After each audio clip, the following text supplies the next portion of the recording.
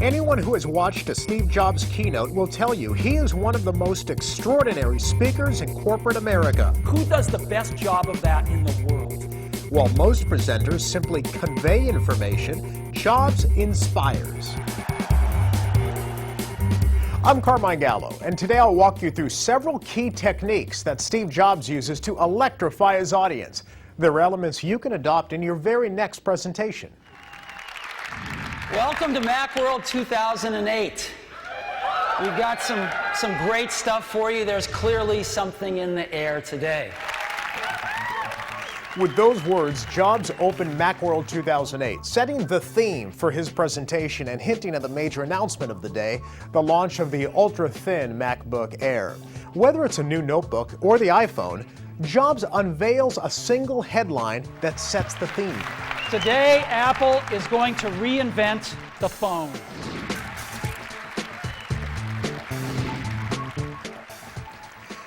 Once you identify a theme, make sure it's clear and consistent throughout the presentation. Think of a staff meeting as a presentation. So let's say you're a sales manager introducing a new software tool to help your team generate, track, and share sales leads. You might kick off your meeting this way. Good morning. Thanks for coming. I know you'll be really excited about this. Today we make it easier for you to make your quota.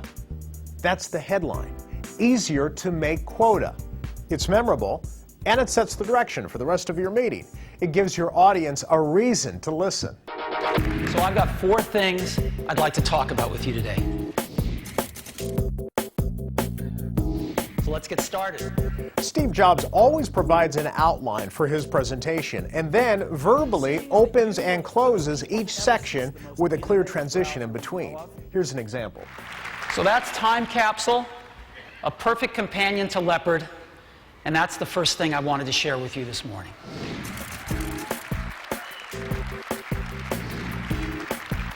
The point is, make it easy for your listeners to follow your story. Your outline will serve as guideposts along the way.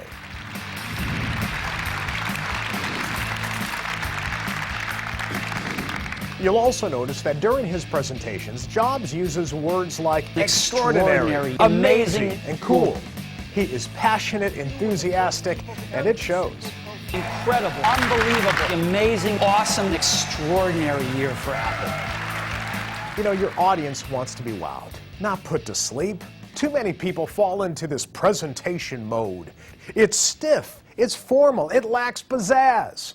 We, your listeners, are giving you permission to have fun and to be excited about your company, your product, or your service. If you're not passionate about it, we're not going to be.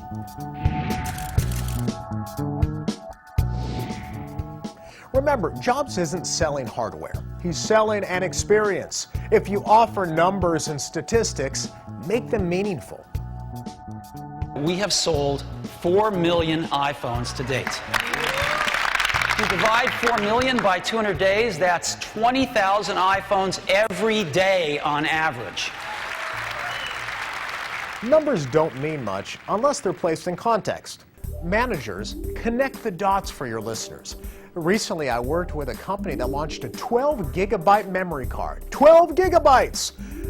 That number doesn't mean much to most people, so we put it into context. We said that's enough memory to listen to your music while traveling to the moon and back. Now, 12 gigs means something to me. Make numbers meaningful. One of the most effective elements of a Steve Jobs presentation is that they are easy on the eyes. His presentations are visual and simple. While most speakers fill their slides with mind-numbing data and text and charts, Jobs does just the opposite. He uses very little text and usually 1, maybe 2 images per slide. You see, you want to paint a picture for your audience without overwhelming them. Inspiring presentations are short on bullet points and big on visuals.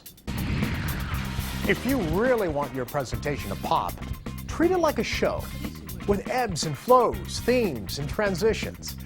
Jobs includes video clips, demonstrations, and guests. He also has a knack for dramatic flair, and it's very effective. For example, when introducing the MacBook Air, Jobs drew cheers by opening a manila interoffice envelope and holding the laptop out for everyone to see. This is the new MacBook Air, and you can get a feel for how thin it is.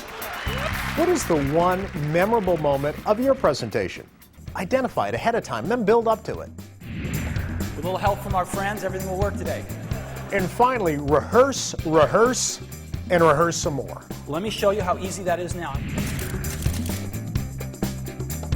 Steve Jobs makes it look easy because he spends hours rehearsing. He cannot pull off an intricate presentation with video clips and demonstrations and outside speakers without practice. The result, a presentation that is perfectly synchronized and looks, yes, effortless. Now, the average business person does not have the resources to create a Steve Jobs extravaganza, but you do have time to rehearse. The greatest presenters do it, and so should you. Oh, and one more thing. At the end of most presentations, Jobs adds to the drama by saying, "And one more thing." One last thing.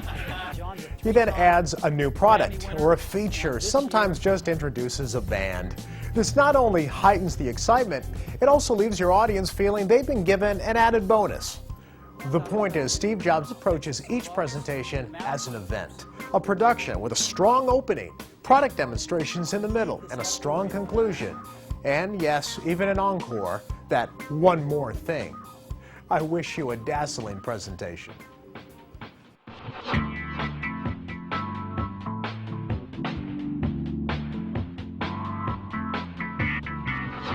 For more information, go to bnet.com.